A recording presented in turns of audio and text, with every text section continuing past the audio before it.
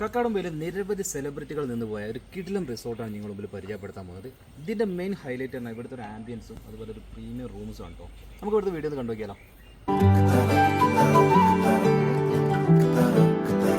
പോകേണ്ട ദൂരൊരാളും ഒട്ടിനില്ലാതെ കാണേണ്ട കാടുകൾ കരകൾ നിലയ്ക്കാതെ പോകേണ്ട ദൂരൊരാളും കാത്തു നിൽക്കാതെ കേൾക്കേണ്ട കിസ്സകൾ കഥകൾ നിലയ്ക്കാതെ